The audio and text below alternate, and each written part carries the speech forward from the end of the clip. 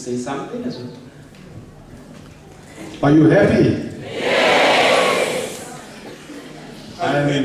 I'm happy you are happy. I'm happy you are happy. Otherwise I would not be happy if you're not happy.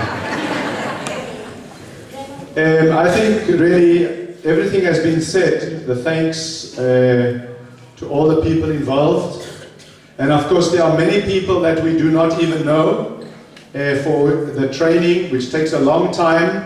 Many people involved in our seminary, all the staff, and so many hands involved that we could never really thank everybody. But I would like to especially, as Father Jimmy mentioned, the family, as even Emmanuel mentioned, his parents and sisters and so on. You see, he's not ordained by himself. Now the family has to enjoy when he's happy, and if he's sad, they will also cry. So somehow their life and his life are together.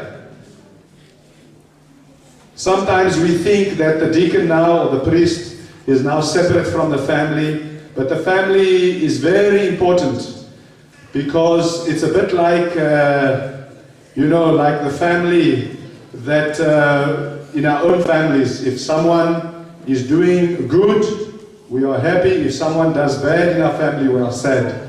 So whatever happens, if he has a good support, if he has good support from the people that he's serving, then he will be happy and the family will be happy. If he doesn't get good support, if he suffers too much, if he's in pain, the family also will be crying, will also be in pain. So they are connected, and so I want to really thank them, because I understand it is a sacrifice. It is a big sacrifice. But I know the blessings are even greater.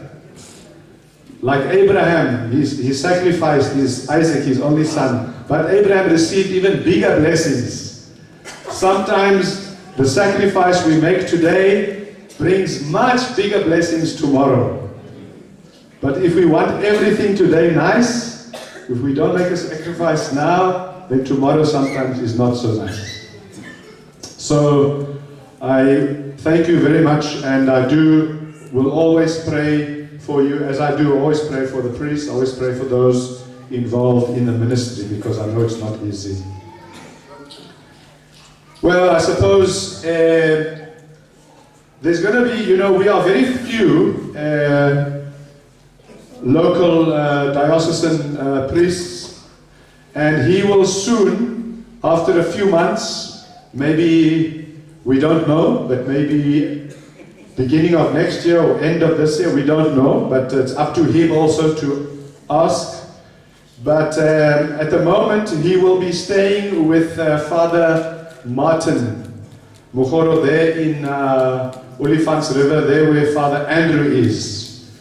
He will be staying there to serve in that parish, Olifants River, London, staying in the London mission there with Father Martin, because Father Andrew will be released from the parish and will be working full-time for the young people, for the youth, and also continuing full-time with helping to go fishing, to fish for vocations. So Father Andrew will be doing quite a lot of visiting the young people involved with the youth, and also he'll be doing a bit of fishing for those future priests that are already here, sitting here, some of them in the back there, in the back against the wall. So that is going to be just a change for the present, for the next, certainly until the end of the year, and we'll see how things happen. So I hope that that all of you will always take an interest in the life of this man.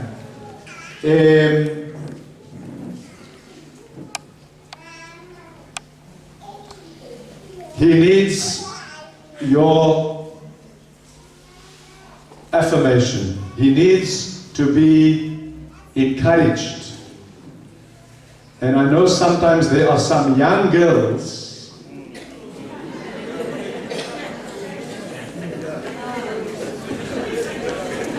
sometimes some young girls, they don't understand.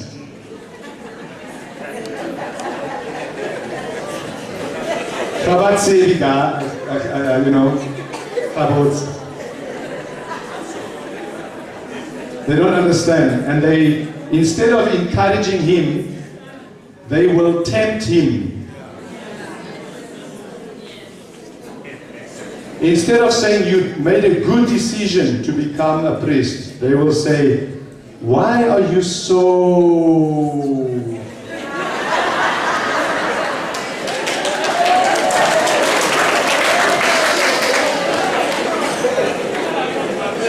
Why do you want to be so...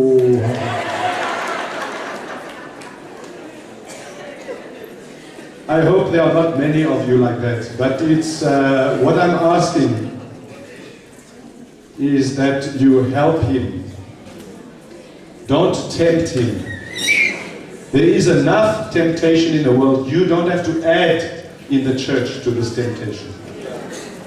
So this is my prayer for all of you, so that we will grow as a church. We will grow and rejoice that we don't only talk about self-reliance with imali, with the chilete. You know, that is, self-reliance is first and foremost, not money. It is this. That is self-reliance first. To have our own people from this place, from this diocese, that we rely on for spiritual direction, for spiritual help, for service in the church. That is self-reliance. Hi, imalinje. It's easy to give your money and hold back your children. We want your children to be free to offer themselves to God, to serve. That is self-reliance. I hope that many more young people will answer. I don't say that many more people will be called, because God is calling right now young people to answer. The problem is they don't hear sometimes. They don't hear because we make sometimes too much noise, and so they don't hear. God is calling, but we make too much noise and they don't hear the call. We must have openness. And our homes, brothers and sisters, one of the biggest problems we have today is that there where we live, there where you sleep, there where you eat at home, there's not enough prayer. In the house, in the home, there must be more prayer.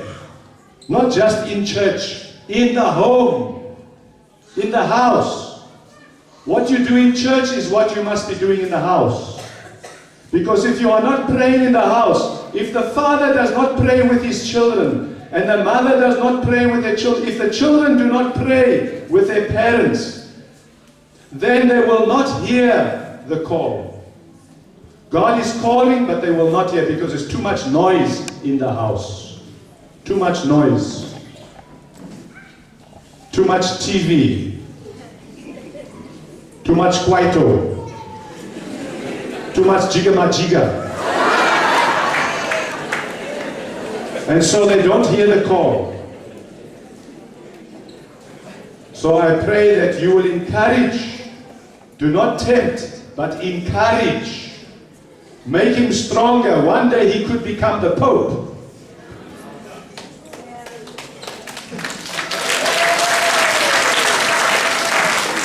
I don't know why I said that, you know, I'm kidding.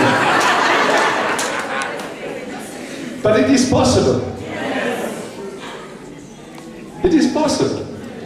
You can imagine If he was a pope one day, you can say, woo! From Lenyenya. Ah, wow, wow, wow.